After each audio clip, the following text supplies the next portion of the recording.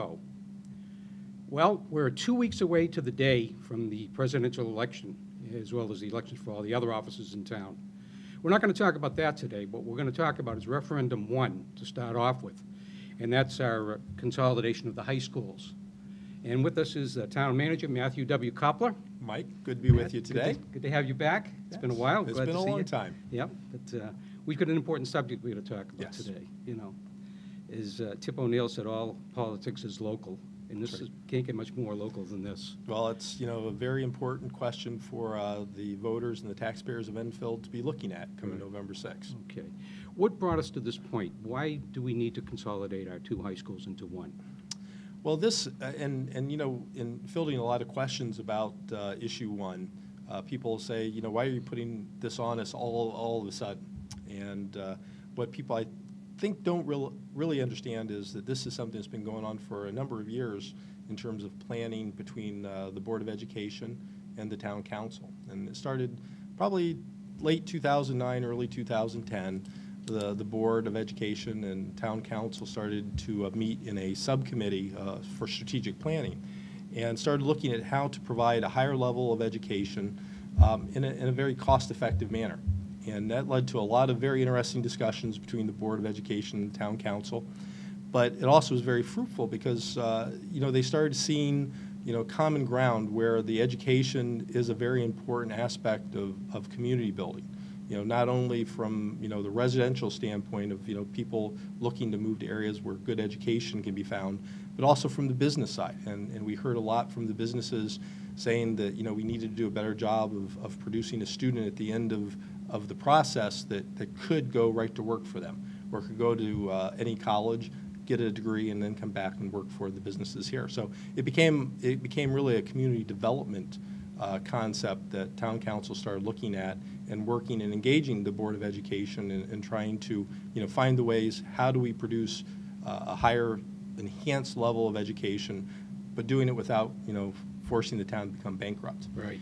And again, there's been a lot of great conversation in those many meetings over the last 3 years. One of the first tangible products that came out of that strategic planning group was the reorganization of the elementary schools. Mm-hmm. And it came up with, I think, something that other communities have looked at doing and maybe have tried, but going from a K through 5, K through 6 elementary school to a more specialized K through 2, and then 3 through 5, and then move our 6th graders over to JFK at the middle school. And I know that the transition was a little bit bumpy at times, Mm-hmm. but it did yield what we believe, a better environment for the children to be learning in. And I think, 2 years from now, when this is more commonplace and people are used to it, we're not going to even be thinking about any of the hiccups that happened during that. We're going to, see the efficiencies that happened, not just from the cost perspective, but also from the education, where, teachers that are of the same grade are grouping together and coming up with, creative and innovative ways to educate the kids. But once that kind of got decided on, we worked through that. The Strategic Planning Committee started looking at the high schools, and they started looking at the enrollment projections. And we see over the next 5 to 9 years, we're going to be dropping from right now around 1,800 kids, I think maybe high 1,700s, potentially down into 1,300. So there's a large enrollment drop coming, and it's not just because families are getting smaller or people are leaving, but the magnet schools throughout the state are starting to draw more and more children away from the traditional high school. And so we see that enrollment drop. And also we're looking at the cost to keep the buildings, the two high schools, in a state of good repair. Both have very large roofs. There's a lot of interior, mechanical, electrical work that's going to have to be done.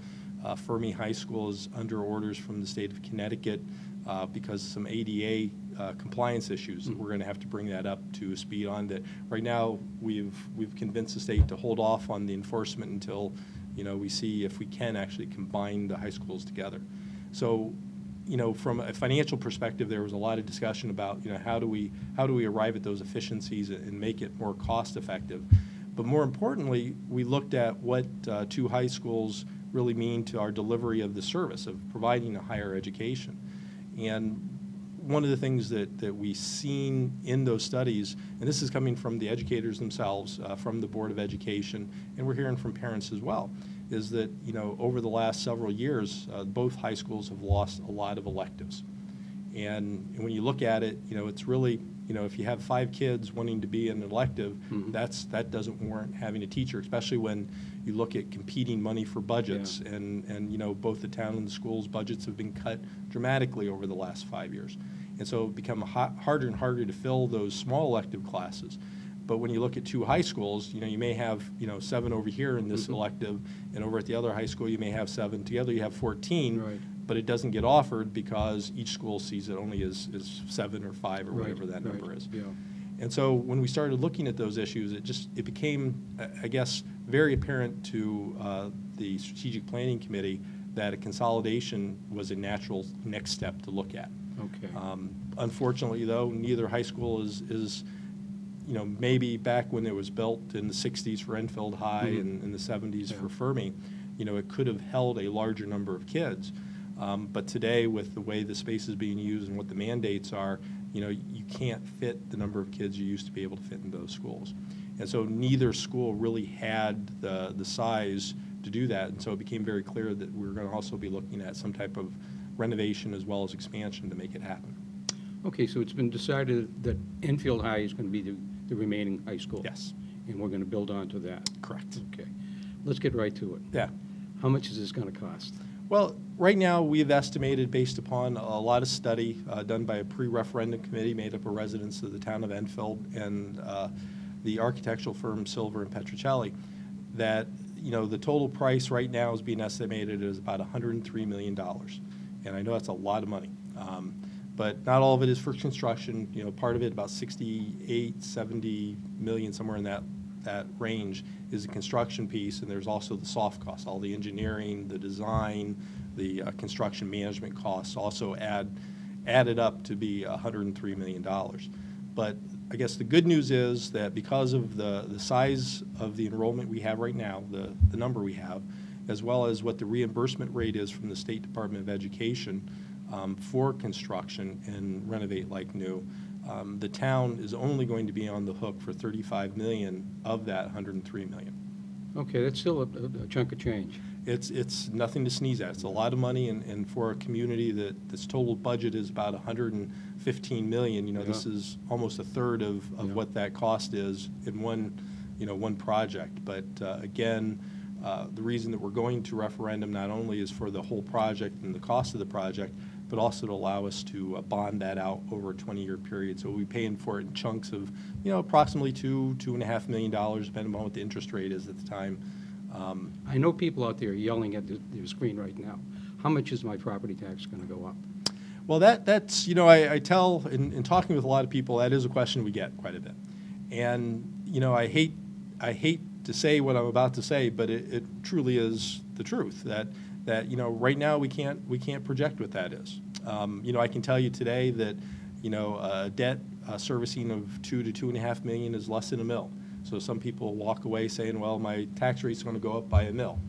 But, you know, what you don't consider is that you know, the council that is currently, you know, been voted in, and what we've had for the last several years, you know, has been a very fiscally conservative council. And as we talked a little bit earlier, you know, our budget overall has been cut. You know, and it's not one of those things where they say, well, it's cut, but it really increased.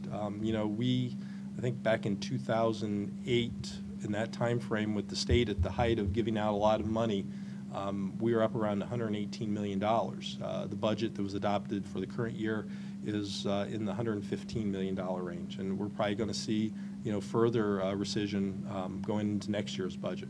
So, you know, knowing that this council has worked very hard to, you know, maintain a low tax rate within the town of Enfield, knowing that, you know, they're pushing staff to try to structure the debt servicing in a way that, you know, we don't see a big blip in that. You know, Enfield, probably a lot of people don't know this, but Enfield really carries a very low debt service number. You know, other towns our size are you know, 150 million into the hole into debt. You know, the town of Enfield has really been a pay-as-you-go community. So we have a very low debt service on our books, which gives us a lot of fluidity to do these type of projects. You know, we have a good interest rate because we have good credit. Right. We have good credit because we don't go out and just, you know, spend willy-nilly on a lot of projects. And so those projects that are very important to the community, we try to, you know, very, very conservatively go about going for those projects. Now, the rate that the state is going to pay, is that locked in, Matt? Do you know for sure you're going to get that No, amount? it is not locked in. At the present time, the state will not really open up a project until the town has the funding in place for the project. And so that's why, you know, the referendum is so important. We can't lock in what the state is going to reimburse, which is, you know, 71.79%. So for every dollar, 71.79 cents will be paid for by the state of Connecticut, which is how you get 35 million out of 103. But you know that for sure, that If we get the this- voters approve, we will be able to get locked in for that, Okay. because then we'll start. Actually, we've submitted a lot of paperwork already to the state, and so it's really just a matter of showing that we have the voters' approval in Enfield to move forward to get that funding locked in. what means are we going to use to raise that 35% to 35 million? I think you said 31 Yep, million. 35 is the ceiling on it. Okay. Well, what we'll be doing is, during the construction, we'll probably be doing some short bonding and anticipation notes, is what we call those. But once we lock in the project and get, you know, different elements done, you know, we'll start looking at the long term, and we'll be doing a 20-year note to pay that off, which again will cost us somewhere between, you know, $2.5 million, depending again on what the interest rate is, and ultimately what that final dollar amount is, because, you know, 35 million is the most that we're going to spend, but that doesn't mean that we have to spend Right. 35 million. Right. And so, you know, depending upon when we get the project out to bid, you know, we've seen a lot of our construction projects, you know, well beneath what the estimates are. So, you know, we had hoped that we'd have that type of luck going forward as well if we can get this project going forward. Right now, yeah. Yes. I watched the presentation that was on YouTube, Mhm. which I recommend to everybody to watch Yes. also. And they talked about changing the building over. Not, you have to remodel the whole building? Well, that was a choice that we had to make. We could have easily just went for the expansion piece of it, but the problem with that is we would have, you know, a sizable portion of brand-new, state-of-the-art, you know, meeting all the different codes. Right. But still have, I think it's around 140, I have that number somewhere, about 147 added on. So we have about 164 of legacy building that was built back in the 60s Right. that would have, you know, would not be of the same standard, and we'd still be responsible for at some point in doing the work Yeah. that we're going to do as part of this project. So looking at it again, because of the reimbursement rates, that is the highest that we're going to probably see ever for the town of Enfield, it made more sense to do what the state refers to as a renovate as new. Right. Yeah. And so we're going to bring that whole building, if the voters approve it, up to the current code standards that the state says we're supposed to be at. Take care of all once. So we are giving our children, you know, the best educational environment that we can, not having to worry that, you know, 3 years down the road we're going to have to do this project, you know, and then we'll have to do the roof, and then we'll have to do the electric and HVAC. I mean, all these things that will really nickel and dime us to death. Right. And not get the reimbursement that we can get today if the voters were to approve this. Okay, all right. Yeah, I think that's important for people to realize that that building is an old building Yes. with old mechanical systems and heating systems and everything else. Yeah. And that, you know, the town and the Board of Education have done a lot to try to keep it in good repair. Right, But over, you know, 40 years, Right. you tend to break down. right, yeah. And if you're going to be in there, you might as well get it all done at once, I would imagine. Correct. No. Yep. Now, some of this construction is going to go on while the kids are actually in school, is that correct? Yeah, the way they have it phased, they believe that we'll be able to maintain Enfield High School's operations during the construction. And, you know, when you look at the, you know, what we're adding on, about 147 square feet, 147,000 square feet, excuse me, you know, that's almost half of the total building that ultimately we'll have. And so the thinking is that, you know, we'll do the demolition, we move, you know, all the children over to the areas that won't be demolished. We then start the construction of the new areas. Once the wing, the STEAM wing, they call it, the science, technology, Engineering. art, and math. Yeah. A lot to remember there. It is. We can then move the kids into that area while we start then to renovate like new in other parts of the building. So, the architect is very, very positive, very confident we'll be able to do that. Okay. If people wanted to go online and see what this is going to look like, where would Yes. they go? Well, I would suggest you go right to the town of Enfield's website, enfield-ct.gov.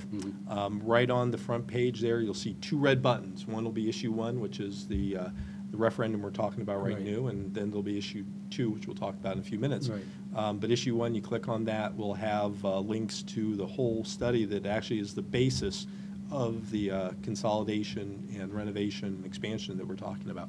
Okay, very good. And just, again, not knowing exactly when this will be hopefully out there to the public to start watching, but on October 29th, we'll be having another open house that we're publicizing to, again, give people the opportunity to become informed about, what is the project, what does it mean, hopefully get, any questions, anything that may be vague in their mind right now, get a clear, definitive answer. Where's so they that can gonna make be a now? very a very informed decision. Right. That's the second one, October 29th, is going to be at Enfield High in the cafeteria. Okay. That's October 29th at 7 p.m. Very good. Okay. What's the schedule, if this passes? Yes. Then what is the scheduling going to look like? When are they going to start construction? We will start the design portion probably very shortly after, if the voters approve this. It'll probably take a good 7 to 12 months to do the final design. We're hopeful that, again, if the voters approve it, that we're talking the latter half of 2013 to maybe going out to bid on the project, which would mean construction would start in 2014 and probably be open in 2016, 2017, depending upon what the final construction phasing would look like. Okay. Infirmary will still be in use during the construction period? Correct. The kids won't come over until it's all done? No, not at all. Well, we say not at all, but Yeah. the one thing that we all have to understand is, the more that we get into the final design, there may be better opportunities and better ways to go about the phasing and the education during the construction itself. So, there are some final decisions that will have to be made by the Board of Education. That whole issue is something that I think, giving the Board of Education options to do it the best way is a very good thing. And so, we think we know how it's going to go and what we talked about in terms of keeping the kids there. There may be a better solution. And we don't want to just say that this isn't the only way. But I do know that the Board of Education, is very concerned about, maintaining the safety and well-being and as well as providing a good environment for education. So I think, the right decision will be made ultimately. And again, what we're talking about is right now what we believe is the best way to go about it. It could change, but we think this is the best way at the current time. So right now, the consolidated school would open in September of? I can't remember if it's 2016 or 2017. And again, there's some, time frames in there could stretch it out, but no later than 2017. Yeah, that was a figure I thought I saw was 2017. What's going to happen to Fermi? Well, that Beautiful building. Yes, it is, and it is an asset to the community and something that there has actually been a lot of discussion within the strategic planning committee between the board and the town council, and there's a lot of ideas. We haven't, and the thought was out there that maybe we should explore that a little bit more before we got into the referendum. But the problem really is that again, there's a lot that could happen between now and then. And to definitively say this is what we're going to do, and all of a sudden, it's just not feasible. And I know that the council and the board have been talking about, what is that plan after the referendum gets approved, if the voters decide to approve it.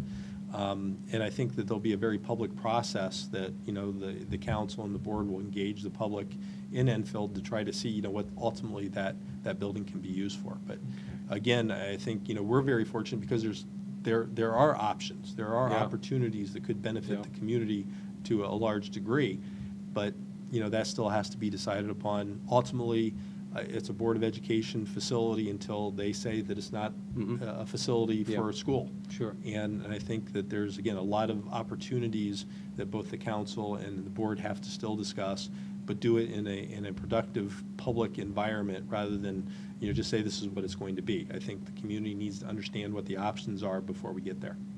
Okay, now, the council had to vote to get this referendum Yes, on the ballot. correct. What was the vote?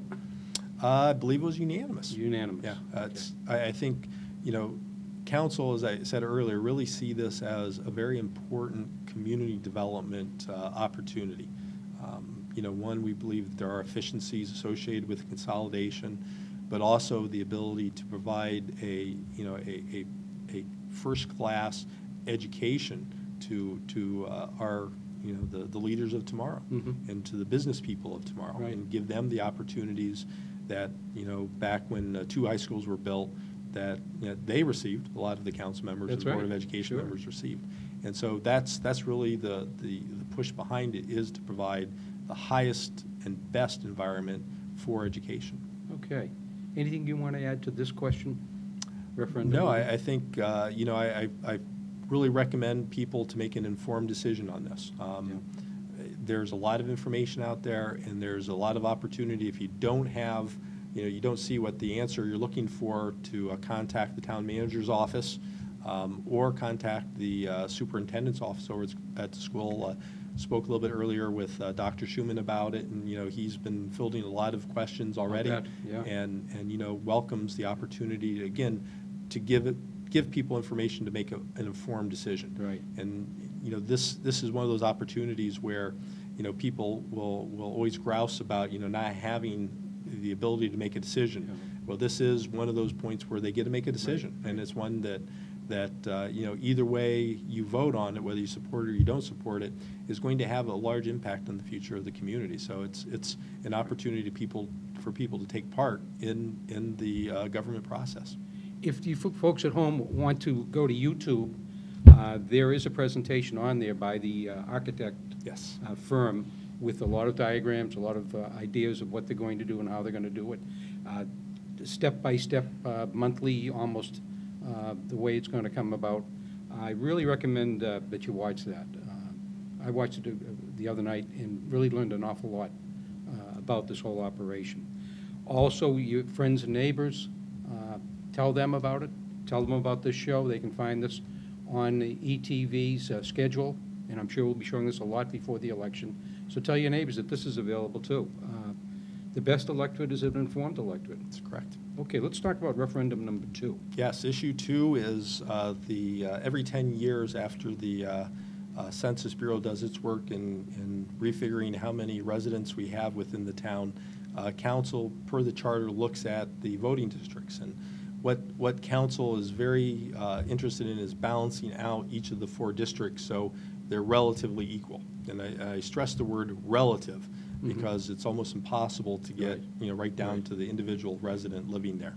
It looks pretty close. It was something that we started looking at. Actually, I think it was back in January of 2012. We used all the latest technology using our GIS and all the census tract information, and moved around different lines. Looked at what the state did with the 58th and 59th district state representative lines, which really kind of throws a lot of curves at us in the way that they did it. And ultimately, council looked at the different options and using that as kind of the divider line between kind of the eastern part of the town and the western part of the town. And it really just didn't make a lot of sense, because it was going to throw a lot of people out of areas that they normally would have been voting on. And so council looked at it and tasked staff with coming up with the best way to balance off the 4 districts with the smallest of impact to the residents. And we probably could have gotten down to a very close number, but we would have been taking people from one district wholesale, moving them to another district, much like what the state did with the 58th and 59th. Yeah. You'll see within those voting areas that hundreds, if not thousands, of residents went from one district to another district. Yeah. And it just, I think it causes a lot of uncertainty and upheaval, and trying to figure out where they're going to Right, vote and all that. right, So right. we wanted to stay away from that. We really ended up only moving 2 small areas, a section from District 2 to District 4 and a section from District 2 to District 3. So, or excuse me, from 1 to 3. And so it's a small number that we moved, but it was, able to get us into that, 10,300, 10,400 range per each of the districts. So, Okay. it balances it out. Again, according to what the desires of council are, to try to have a balanced voting district for each of the 4 districts for council without causing a lot of upheaval. I want to compliment your folks on the website, the Town of Enfield's website. I mean, you can find out an awful lot of information on there. You can get forms to fill out. I needed another tip of barrel Yep. of my leaves, so Sure, sure. did that right online. Got it, sent it over with the check, and we got the new tip of barrel, like a week. So there's a lot of things that people, I think, sometimes are calling different departments for information where it's a lot of it is on that website. These referendums we've been talking about. We do our best to try to get as much information up on there as possible, and sometimes it is difficult to keep it, as current as possible because there are a lot of things going on within the town of Enfield. And IT is actually right now working on a redesign of the website, and they've been working with residents to try to make it, more user-friendly. Yeah. That's one of the things, because there is so much on there. Yeah. It really is kind of a daunting task to find what you're looking for. Right. So they're Yeah. trying to make it a little bit more intuitive to where people, I want to find out about this, they'll be directed Yeah. right from the front page to go that direction, whether, you're a resident or your business, because, again, businesses are going to be looking more at, different services than what residents may be looking for, True. whether it's That's true. building or Yeah. tax or whatever, Yeah. where residents are more, trying to find out where do they get that, that extra tipper barrel. Yeah. Or, where do I get my dog license, or how do I get my dog license? Yeah. So we're trying to direct them, funnel them right from the very front page to that. So. Yeah, it's good. It's very, very good. And we're starting to get more and more this way, that electronically we're getting information and services and that sort of thing. So it looks to me like you folks are keeping up with it very well. Well, it's, we're trying to provide a high level of service, and our goal really is to provide a 24-hour town hall. Mhm. And, our website is one of those means to be able to do that. Yeah, yeah. Have you got much response from people on the phone calls, the reverse 911? We always get a lot of phone calls about those. Yeah. It's a learning process for Right. staff as well as for the public. Right, And, right. and, there's, again, a lot of options for people. And that makes it a little bit confusing at times. Yeah. Where, people think they signed up for one thing, but they really didn't. But, Yeah. again, it's just going to the website and making a choice is really all it is. You can correct Yeah. any of those Yeah. options you want. It's a great idea. To get this information right away, Yes. I think is wonderful. We were getting 2 or 3 calls sometimes, so. Yeah. Now, how do I get that changed? Well, it depends upon what the events were, Okay. Because we're actually using also the state reverse 911 as well. Oh, really? And so there is some overlap when Okay. we use that versus, any of the alerts that we do. Yeah. So that is possible that you could, Yeah. depending upon what the event is. Obviously, if it's an emergency event, we're going to err on the side of Right. too much information. Right. Where if it's, something that's, below kind of a town-wide event, we'll probably just be using the alerts. So Yeah. you'd be less likely to get Yeah. those multiple alerts. It's a good thing. Yep. I'm all for it. Anything else you want to add today? No, it's other than, again, to find out information about either issue 1 or issue 2, go to our website, www.enfield-ct.gov. Right. A lot of information, as you said earlier, right on the website, or you can call the town manager's office, and that's 860-253-6350. Okay. And we have a lot of friendly people there that filled the questions, and if we don't have the answer, we'll find one for you. Okay. So be informed, and then November 6th, get out and vote. Okay, all right, very good. Okay, as we mentioned earlier, there's going to be a meeting on October 29th at Enfield High School, 7 p.m. on referendum number 1, the consolidation of the high schools. They'll be taking questions at that time too, Matt? Absolutely. It'll be, the way that we do that is we have a formal presentation by the architect, is what you'll see on the YouTube. But then after that, we kind of break it down and have different stations where you can go talk one-on-one to representatives from the school, representatives from the town, representatives from the architect's firm. So it's less daunting, intimidating. Feel free to talk. We were there for a couple hours the last time, and we'll be there until all the questions are answered. Okay, very good. Okay, so there's a lot of information out there for you available. YouTube, it's amazing what you can pick up on that. And just by going to Enfield TV, you'll find that, as well as council meetings, Board of Ed meetings, planning and zoning meetings, and everything Enfield. So there's a lot out there that you can use for that. I want to thank Colleen Collins, our videographer, for helping us out today with a great job. And hope to see you again soon. And don't forget to get out and vote in 2 weeks. Take care now.